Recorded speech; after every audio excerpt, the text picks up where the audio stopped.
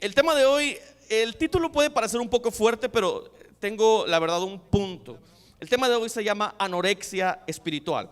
Así se llama el tema de hoy, anorexia espiritual. Ahora, yo la verdad, como te puedes dar cuenta, no soy experto en nutrición, ¿verdad?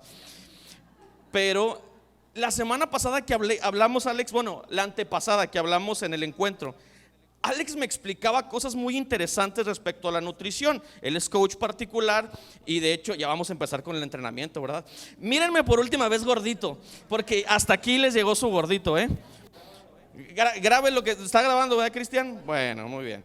Hasta aquí les llegó su gordito. Pero él me explicaba cosas muy interesantes respecto al tema de la nutrición. Y resulta que para que nosotros podamos tener una nutrición correcta, bueno, tenemos que comer todo tipo de alimentos adecuadamente, ¿verdad? O sea, no podemos excedernos un día y comer menos un día, ¿verdad? Porque no importa que seas una persona con pancita o seas una persona delgada, hay personas delgadas que pueden estar muy desnutridas y hay personas gorditas que pueden estar sumamente desnutridas, ¿ok? Entonces, cuando una persona deja de comer, pasa un fenómeno, porque lo estuve estudiando esta semana, pasa un fenómeno interesante. Cuando una persona deja de comer, eventualmente comienza a perder el apetito. ¿A alguien le ha pasado que tiene un hambre atroz? O sea, sales de aquí de la reunión, de aquí del domingo, y ya estás pensando en el pollo loco, ¿verdad? Dices, y cuando llega la barra de las salsas, no van a ver cómo me voy a servir, y me voy a servir una montaña de totopos, y sales con un hambre atroz hasta que quedas satisfecho. Pero así como hemos experimentado esa hambre atroz, ¿verdad?, que nos llega fuertemente, creo que en algún momento cada uno de nosotros hemos experimentado la pérdida del apetito, ¿verdad? A veces estamos o muy estresados, tenemos tantos problemas, o simplemente traemos tanto trabajo que de repente se nos olvida comer, ¿verdad? Tenemos pérdida de apetito. Bueno, cuando hay una pérdida de apetito constante, a eso se le llama anorexia, ¿ok? Entonces, a este tema yo le titulé anorexia espiritual, porque cuando los escritores de la Biblia hablan acerca de los principios que debemos entender de parte de Dios, a veces tocan la palabra nutrición. Y justo quiero que vayamos por favor a Hebreos capítulo 5. Vamos a leer desde el versículo 11, por favor. Hebreos capítulo 5 y versículo 11. Ojo acá, dice: hay mucho más que decir acerca de este asunto, pero no es fácil explicarles a ustedes todo, porque les cuesta mucho entender. Qué duro que alguien te diga eso, ¿verdad? Un maestro de la escuela, tu esposo, tu esposa, ¿verdad? Oye, es que quiero explicarte algo, pero no entiendes. 12 dice: con el tiempo que llevan de haber creído en la buena noticia, ya deberían ser maestros. Sin embargo, todavía necesitan que se les expliquen las enseñanzas más sencillas acerca de Dios. Parecen niños pequeños que no pueden comer alimentos sólidos, sino que solo toman leche. Son como niños recién nacidos que aún no pueden distinguir entre lo bueno y lo malo. En cambio, los que sí saben distinguir entre lo bueno y lo malo y están acostumbrados a hacerlo, son como la gente adulta que ya puede comer alimentos sólidos. Ok, ojo acá, y por favor quiero que percibas la frustración del escritor. ¿Alguna vez has tratado de explicarle algo a alguien y o no tiene el contexto suficiente para entenderte, o simplemente te está ignorando? ¿Alguien ha sentido eso? Y tú le dices: oye, es que lo que te quiero explicar es de suma importancia, pero no estás captando el punto que quiero decirte, ¿verdad? Los casados, ¿alguien ha sentido que su esposa le dice algo importante y de repente tu cabeza empieza a... ¿Por qué se ríen? Les cayó la piedra, ¿verdad? Le digo: mi amor, para estacionarme le tengo que bajar el estéreo. O sea, tenme paciencia, ¿verdad? Tenme paciencia. Ahora, es frustrante para alguien que quiere explicar algo, pero que no lo pueda demostrar o que no lo pueda enseñar porque la persona no entiende lo suficiente. Ahora, fíjate lo que está diciendo el escritor de Hebreos. Quiero explicarles algo poderosísimo, pero son como niños que no pueden digerir comida pesada. Los niños, a un bebé no le puedes poner un bistec, ¿verdad que no? Le tienes que poner una papilla, un platanito, lechita para que le caiga bien a su pancita, ¿verdad? Y eventualmente pues ese niño va a crecer, se va a nutrir lo suficiente y bueno, pues va a poder tener una alimentación balanceada, completa. Pero cuando una persona pues es bebé, ¿verdad? Está chiquito, pues tienes que darle cierto tipo de comida. Ahora, esta es la frustración que está sintiendo el escritor de Hebreos. Le está diciendo, son como bebés porque no saben distinguir entre lo bueno y lo malo. Eso es lo que me dice a mí que ustedes no han crecido. ¿Alguien ha tenido esas conversaciones incómodas con personas? Yo creo que sobre todo los papás han tenido ese tipo de conversaciones, ¿verdad? Oye, papá, ¿es bueno tatuarse? Sí, no y por qué. Pero te fijas que es una pregunta retórica. O sea, él ya sabe su respuesta, ¿verdad? Él solamente quiere sentirse avalado por lo que tú le vas a decir. De repente, jóvenes, me vienen con unas preguntas que yo digo, ¡ala, wow! O sea, creo que tenemos un problema entre distinguir qué es lo bueno y qué es lo malo. Cuando no tenemos esa distinción entre lo que es lo bueno y qué es lo malo, tenemos una desnutrición espiritual. ¿Me siguen hasta aquí, familia? Cuando no tenemos esa capacidad de distinguir, tenemos una desnutrición, no podemos caminar correctamente en Dios. Ahora, hablando de la anorexia física, yo tengo una amiga, más bien una muy buena amiga, que sufrió anorexia durante mucho tiempo. Empezó con bulimia y luego poco a poco empezó a perder el apetito a tal grado que literalmente dejaba de comer por días. O sea, se tomaba un juguito, pero su cuerpo empezó a tener cambios físicos drásticos. Entonces yo la veía y le decía, wow, amiga, te veo muy delgada. Y me decía, no, todavía necesito adelgazar más. Era lo que ella me decía, todavía me hace falta bajar más de peso. Yo la veía sumamente delgada. Con el tiempo ella reconoció que tenía un problema, pidió asesoría y ayuda profesional. Y al cabo de un año, pues ella pudo salir de su problema, más o menos, aproximadamente. Pero cuando ella reconoció el problema, o sea, cuando ella estuvo consciente de eso, no le pusieron un bistec. ¿Me siguen hasta aquí, familia? O sea, cuando ella estaba en esa condición, no le pusieron un bistec. Primero le dieron el doctor multivitamínicos, algún alimento para que pudiera ella poquito a poquito agarrar el apetito. Entonces, ella comenzó a nutrirse. Entonces, con la nutrición espiritual pasa igual, ¿no? O sea, cuando llegamos a Jesús nos empezamos a alimentar de Él, empezamos a empezar a recibir su palabra, empezamos a empezar a recibir de Él.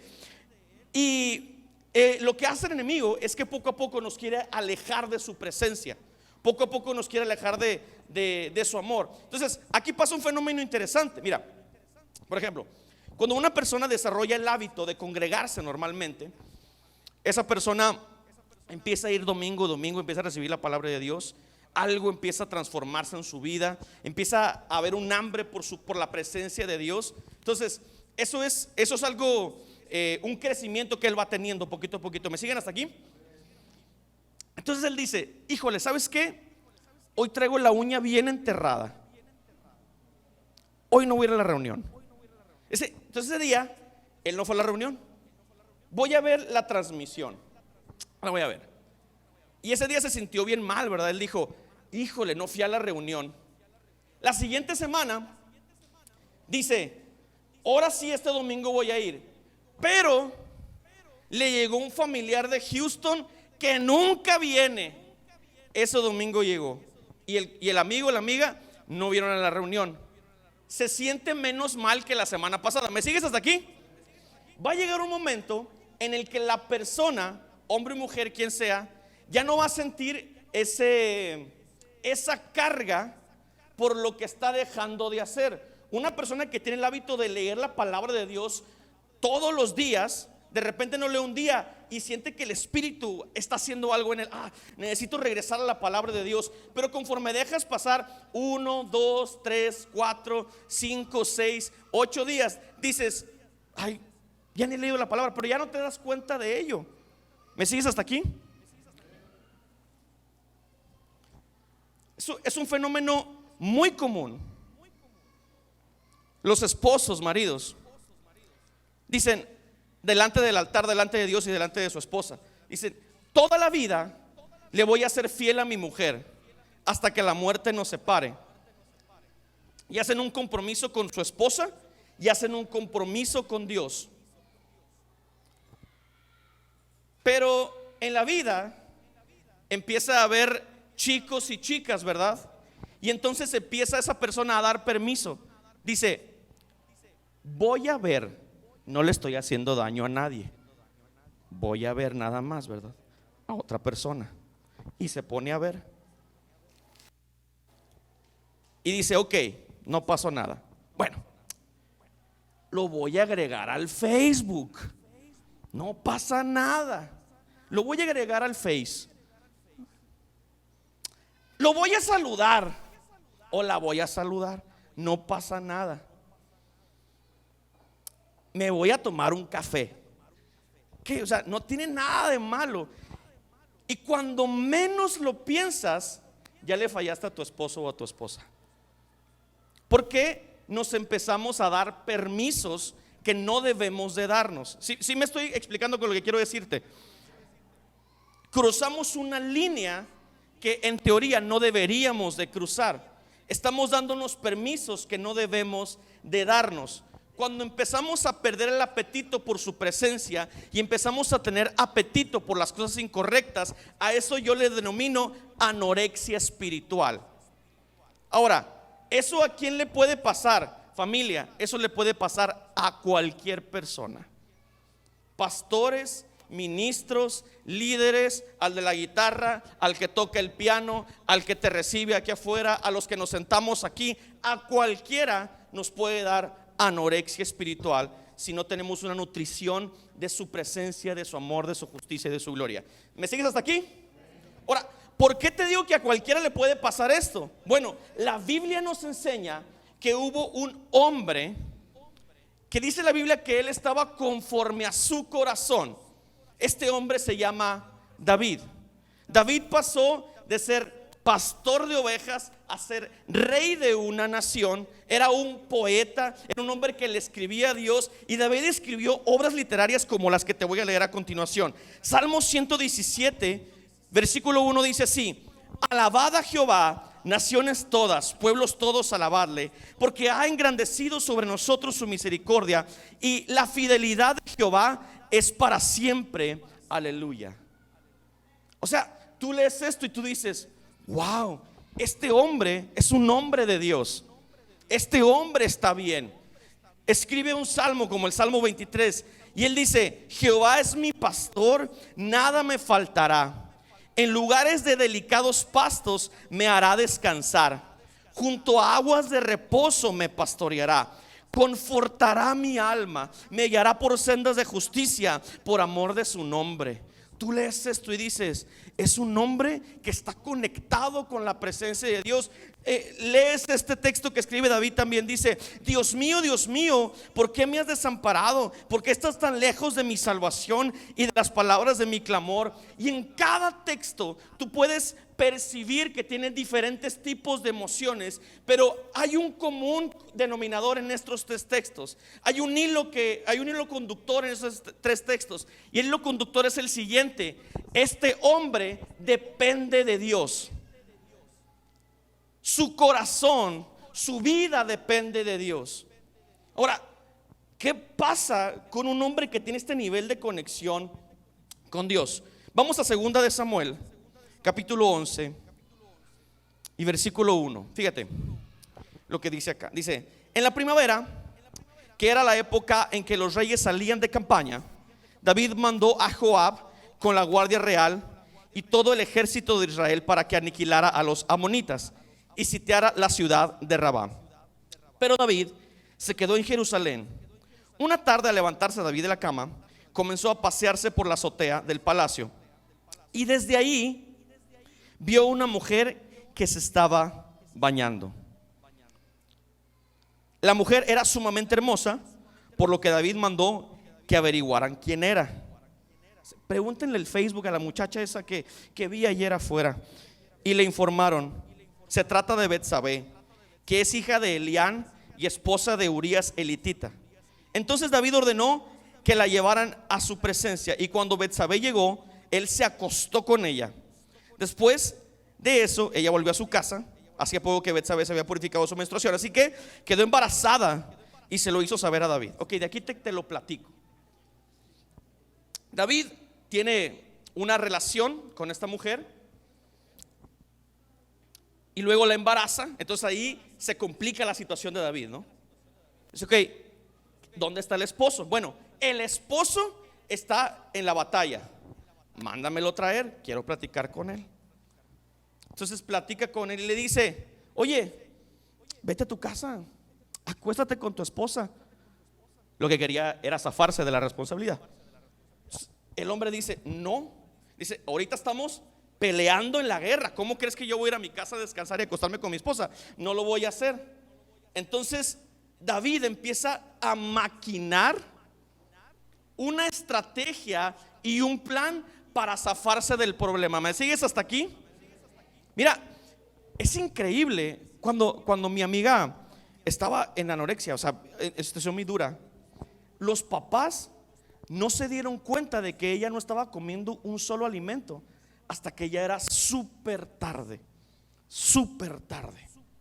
Mira, a veces nos vienen oportunidades a nosotros y empezamos a maquinar ideas para encubrir nuestro pecado y no nos estamos dando cuenta de que hay un problema profundo en nuestra vida. Por eso yo les digo, iglesia, familia, jóvenes que nos visitan cada domingo, si estás viviendo en tentación, si estás teniendo un problema, grítalo, háblalo, di: necesito que alguien ore por mí, necesito intervención, necesito ayuda profesional, necesito que alguien nos ayude en el matrimonio porque estamos yendo a un lugar incorrecto. Porque cuando ya es muy tarde empieza a venir esto. David quería encubrir su pecado. Entonces este hombre, siéndole fiel al ejército, dice: yo no voy. Le habla al general David y le dice: pon a este hombre hasta el frente de la batalla, donde se dan todos los garrotazos, para que ahí muera en la batalla y yo poder librarme de mi pecado. O sea, la conciencia de David estaba completamente cauterizada. Completamente. Este hombre escribió: Jehová es mi pastor y nada me faltará. En lugares de delicados pastos me hará descansar. Mira, el domingo venimos aquí a la iglesia y honramos a Dios y le decimos: Dios, tú eres el mejor, tú eres increíble. Y todos te lo podemos creer, pero la espiritualidad se mide en la intimidad. ¿Qué es lo que haces en las conversaciones que tienes en WhatsApp? ¿Qué es lo que haces con tus redes sociales? ¿Cómo te comportas en tu trabajo? ¿Qué clase de persona eres cuando nadie te ve? Y David maquina todo. ¿Y qué creen que pasó? El esposo de la mujer muere. Entonces cuando la mujer muere, David la toma por esposa. Y esta historia me enseña de entrada dos cosas que quiero compartirte. Y la primera es esta: fíjate que cuando estamos cómodos, pensamos que debemos dejar de esforzarnos. La comodidad nos hace pensar que debemos dejar de esforzarnos. Mira, hay gente que dice: yo estoy bien, otros están peor que yo, y de esa manera justifican su pecado, ¿verdad? Yo estoy bien, hay alguien que está mucho peor. Esta frase nos hace bajar la guardia en lo espiritual. Bueno, yo no leí la Biblia hoy y tengo una semana que no oro, pero hay gente que tiene más tiempo que yo, Mira, yo ya tengo un mes que no voy a la iglesia, pero hay personas que tienen más que no van a la iglesia, Hay gente que está mucho peor que yo. Y esta frase nos hace bajar la guardia. Pregunta: ¿qué rayos hacía David en la azotea cuando tenía que estar en la batalla peleando con su ejército? ¿Qué estaba haciendo David paseándose en la comodidad cuando necesitaba estar al frente de la batalla? Es que llega un punto en el que dijo David: pues tengo un buen reino, tengo una buena vida, tengo comodidad, me voy a tomar un descansito. Hay padres que dicen, ay, yo ya batallé bastante con mis hijos, y ya en la adolescencia ya, que hagan lo que quieran, yo estoy bien cansado. Nos acomodamos, porque la comodidad llama, ¿verdad que sí? Ay, no, mira, yo ya hice mucho por mi esposa ya. Yo de verdad que sí me merezco un descanso de este tema del matrimonio, porque yo ya ahí le invertí muchísimo. O sea, la comodidad nos hace bajar la guardia en lo espiritual. Y David tenía la guardia baja. Por eso cuando se le presentó la tentación, él no tuvo las herramientas espirituales para hacerle frente a la tentación. Cuando dejamos de acercarnos a Dios, cuando decimos, no, Dios, me voy a tomar un tiempo, ¿verdad? Me voy a tomar una temporada lejos de ti. Híjole, estamos destinados a nuestra destrucción espiritual. Estamos destinados a vivir una vida en anorexia espiritual. ¿Me sigues hasta aquí, familia? Número 2, siempre es necesario estar bajo autoridad. Siempre es necesario estar bajo autoridad. O sea, ¿por qué David pensó que por el simple hecho de ser rey puede tomar lo que quiera? Puede tomar a la esposa de quien sea y puede hacer lo que él quiera. ¿Quién le hizo pensar eso? Simplemente porque tiene un título, cree que puede hacer lo que se le pegue su gana. Simplemente porque alguien lo confirió como rey, no hay nadie encima de él. ¿Te fijas que a veces esa es nuestra actitud? ¿Por qué hay hombres que maltratan a sus esposas? ¿Quién les dio ese derecho? ¿Quién les dio ese título? Ojo acá, ¿por qué hay mujeres que maltratan a sus maridos? Porque también pasa, ¿verdad que sí? ¿Por qué hay padres que maltratan a sus hijos? ¿Por qué tenemos un gobierno que toma lo que quiere en el momento que quiere simplemente porque tienen el título? Porque sienten que no tienen ninguna autoridad, ¿verdad? Porque sienten que no existe absolutamente nada sobre ellos. David dice, yo soy rey y yo tengo autoridad de hacer absolutamente todo lo que yo quiera. ¿Te fijas que esa no es la identidad que Dios nos dio? A veces cuando nos dan títulos, el título se nos sube a la cabeza. Porque hay empresarios o jefes de trabajo que tratan como basura a sus subordinados. ¿Quién les enseñó eso? ¿De dónde aprendimos eso? Pregunta, ¿eso lo aprendimos de Dios? Porque Dios es el Dios de las galaxias y Él te ama en la condición en la que tú vengas. Él te acepta aunque falles. Él te recoge cuando andas perdido. Él te busca cuando no encuentras el camino. De Dios jamás hemos aprendido el abuso de la autoridad. Pero David decía, yo soy el rey, esa mujer me gusta, tráiganmela para acá. Wow. Por eso todo tenemos que filtrarlo a la luz de la palabra. Una de las identidades más importantes que se nos ha conferido como hombres y como mujeres es ser hijos de Dios.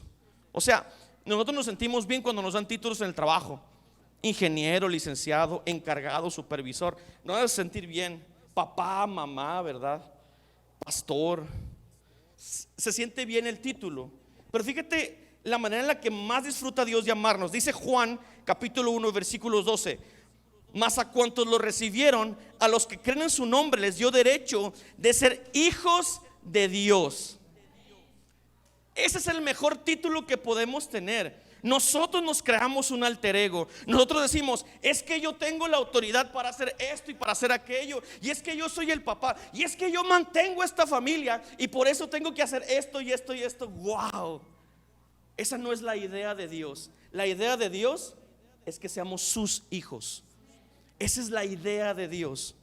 Cuando Jesús fue bautizado, dice la Biblia que se abrió el cielo y se escuchó una voz que dice, este es mi hijo amado. Jesús tenía todos los títulos, ¿sabes?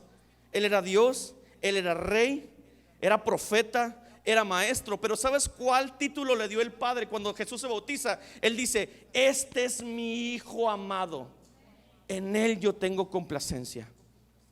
Él es mi hijo. Y cuando perdemos de vista eso, pensamos que nuestros títulos son los que nos dan valor. Pero ¿sabes qué es lo que nos da valor? El título que Dios nos da cuando creemos en Él. Tú eres mi hijo. Punto. Y eso te basta. Y cuando vivimos bajo esa línea, cuando estamos en el matrimonio, tenemos que hacernos constantemente la pregunta: Dios, ¿esta es la manera que tú quieres que yo lleve mi matrimonio? Si no, Dios, dime por favor, porque tú me supervisas a mí. Esta es la manera que yo como hijo tú quieres que trate a mis padres. Es la manera que tú quieres que los honre. No, Señor, entonces dime cómo debo ser hijo. No quieres que sea esta esposa, Dios. Bueno, dime cómo debo ser, porque no hay ningún título más grande ni que me dé más autoridad que el simple hecho de ser hijo de Dios. El crearnos un alter ego y darnos una autoridad que no nos corresponde, híjole, es peligroso. Y número 3, y con esto quiero terminar. Número 3, y a lo mejor he sido muy negativo en toda la predicación, perdónenme, pero con esto quiero terminar, y con esto voy a terminar bien, creo. La gracia de Dios se extiende a quienes se arrepienten. Ahora, a veces encubrimos nuestro pecado tan bien que creemos que le borramos todo rastro. Pero ¿sabes quién lo ve todo? Dios. Y eventualmente, siempre, Dios nos va a confrontar con nuestra realidad. Dios siempre nos va a poner un espejo y te va a decir: esto es lo que eres. Muchos a veces se alejan de Dios porque les cuesta mucho trabajo verse en ese espejo que Dios nos pone delante de nosotros. No me gusta esto, mejor me voy. A nadie le gusta encontrarse con su realidad. Y fíjate lo que le pasa a David. Primera de Samuel 12, versículo 1 dice: el Señor envió a Natán, que era un profeta, para que hablara con David. Cuando se presentó ante David, le voy a pedir a los músicos que pasen, por favor. Le dijo: 2 hombres vivían en un pueblo. Y por favor, neta, préstale mucha atención a esta historia, es increíble. Dice: 2 hombres vivían en un pueblo. El uno era rico y el otro era pobre. El rico tenía muchísimas ovejas y vacas. En cambio, el pobre no tenía más que una sola ovejita que él mismo había comprado y criado. La ovejita creció con él y con sus hijos. Comía de su plato, bebía de su vaso y dormía en su regazo. Era para ese hombre como su propia hija. Pero sucedió que un viajero llegó de visita a casa del hombre rico, y como éste no quería matar ninguna de sus propias ovejas o vacas para darle de comer al huésped, le quitó al hombre su única ovejita. Tan grande fue el enojo de David contra aquel hombre que le respondió a Natán: tan cierto como que el Señor vive, que quien hizo esto merece la muerte. ¿Cómo pudo hacer algo tan ruin? Ahora pagará 4 veces el valor de la oveja. Entonces Natán le dijo a David: tú eres ese hombre. Le quitaste a ese hombre lo único que tenía, cuando tú en tu casa lo tenías todo. Así dice el Señor Dios de Israel: yo te ungí como rey sobre Israel y te liberé del poder de Saúl. Yo te hice padre de familia, yo te hice madre de familia. El lugar que tienes, yo te lo conferí. Mira lo que has hecho. El lugar en el que estás parado, yo te puse ahí. ¿Y cómo estás respondiendo al favor y a la gracia que Dios te ha dado? Yo te puse como rey, te di palacio, puse mujeres en tus brazos, también te permití gobernar sobre Israel, a Judá. Y por si esto hubiera sido poco, te habría dado mucho más. ¿Por qué entonces despreciaste la palabra del Señor, diciendo lo que le desagrada, haciendo lo que le desagrada? Asesinaste a Urías el hitita para apoderarte de su esposa, lo mataste con la espada de los amonitas. Fíjate que yo creo que lo más importante que ha hecho esta serie Alter Ego es mostrarnos un personaje al que casi no nos gusta ver. Puede ser el orgulloso, puede ser la víctima, puede ser cualquier persona que tú quieras. Pero yo creo que lo que nos ha hecho esta serie es darnos cuenta de que hay algo en nosotros que necesitamos entregar a Dios y que no podemos llevarlo cargando para siempre. Porque o Dios nos va a confrontar con ello, o va a llegar un momento en el que ya no vamos a poder más con eso. Y fíjate que me encanta porque lo que tratamos de enseñar siempre acá en la iglesia es que no importa la condición en la que vengas, la gracia siempre te alcanza. Siempre, siempre que haya arrepentimiento en el corazón. Porque ¿quién va al doctor cuando está sano? ¿Quién va a decirle, doctor, opéreme si no hay nada en mí? No, ¿para qué?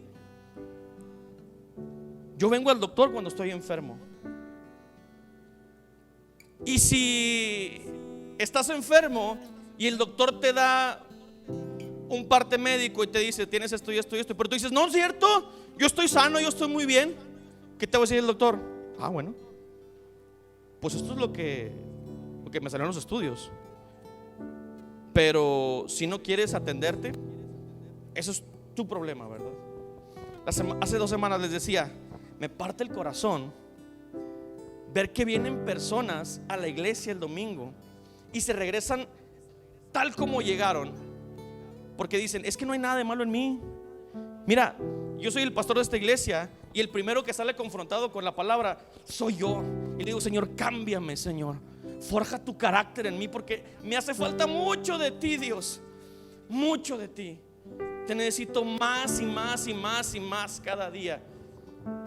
Porque aquí no habemos santos, aquí vemos gente enferma que necesita la gracia de Dios y que reconoce que necesitamos de su gracia.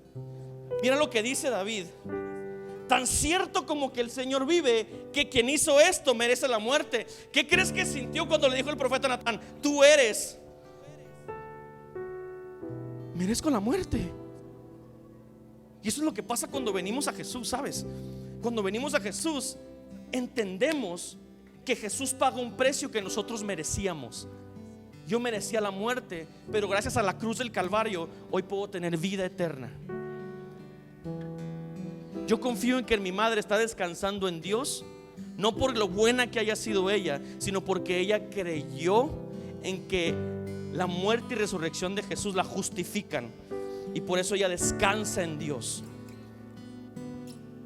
Yo creo que tengo vida eterna, no por lo bueno que soy, sino por lo bueno que Él ha sido conmigo. Y eso es venir a Jesús. Venir a Jesús es darnos cuenta de que estamos anoréxicos, enfermos, y que tenemos mucho tiempo justificando nuestra situación, y que necesitamos de su gracia, de su amor, de su misericordia. Miren lo que dice David en Samuel 12, versículo 13. He pecado contra el Señor, reconoció David ante Natán. Y le dice Natán: el Señor ha perdonado ya tu pecado y no morirás. Yo no sé si alguien quiere recibir esas palabras. Alguien que tenga actitud de arrepentimiento, que le quiere decir al Señor: Señor, necesito de tu gracia, necesito tu perdón, porque no puedo justificarme a mí mismo, pero tú sí me justificas. ¿Hay alguien que quiere esa gracia de parte de Dios? Yo la quiero. Si alguien quiere esa gracia, póngase de pie, por favor, y dígale: Señor, yo necesito esa gracia en mi vida. No estoy bien y lo reconozco. Así que levanta tus manos y dile: Señor, yo quiero esa gracia. Si alguien quiere la gracia de Dios, levanta tus manos y di: Dios, yo quiero esa gracia. No estoy bien, necesito de ti, Dios. Necesito de tu amor, de tu misericordia, de tu gracia, de tu favor. Necesito de ti, Dios. No soy suficiente. No soy suficiente, pero en ti, Señor, puedo encontrar perdón. Canta con nosotros.